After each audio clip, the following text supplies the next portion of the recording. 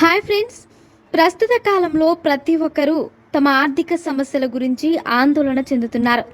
ప్రజలు తమ ఆర్థిక స్థితిని మెరుగుపరుచుకోవడానికి ఎన్నో ప్రయత్నాలు చేస్తారు. అయితే కొంతమంది ఎన్ని ప్రయత్నాలు చేసినా విజయం సాధించలేరు. మీరు మీ ఆర్థిక స్థితిని మెరుగుపరుచుకోవాలనుకుంటే ఆచార్య చాణక్యుడు చెప్పిన కొన్ని విషయాలు గుర్తుంచుకోవాలి. ఆచార్య చాణక్య విధానంలో సంపద, అధిదేవత లక్ష్మీదేవికి సంబంధించిన అనేక విధానాలు ప్రస్తావించారు. ఒక వ్యక్తి ఎక్కువ కాలం సంపదను ఎలా కూడబెట్టుకోగలడు? ప్రస్తుత కాలంలో సంతోషకరమైన జీవితానికి డబ్బు చాలా ముఖ్యం. అటువంటి పరిస్థితిలో చాణక్యుడు చెప్పిన విధానాల గురించి ఇప్పుడు తెలుసుకుందాం.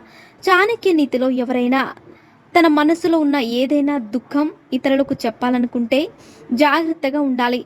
భార్య ప్రవర్తన గురించి, ఎవరైనా అవమానించడం గురించి, కుటుంబానికి సంబంధించిన వ్యక్తిగత విషయాలు చెప్పకూడదు. ఎందుకంటే వారి హృదయంలో మీ గురించి చెడుగా ఆలోచించే వ్యక్తులు మీ ఈ విషయాలను ఎగతాళి చేయవచ్చు లేదా వాటి నుంచి ప్రయోజనం పొందవచ్చు.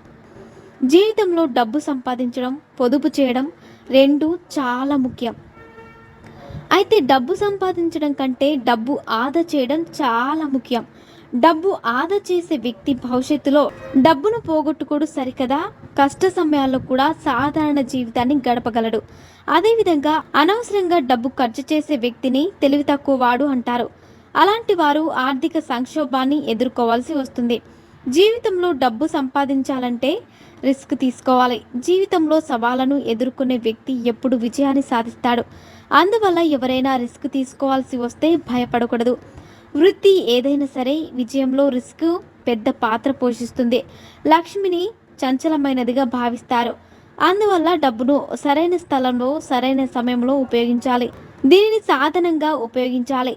ఎందుకంటే తప్పుడు ప్రయోజనాల కోసం లేదా దుర్మార్గ పనుల కోసం డబ్బు ఖర్చు చేసే వ్యక్తి కొంతకాలం తర్వాత నాశనం అవుతాడు.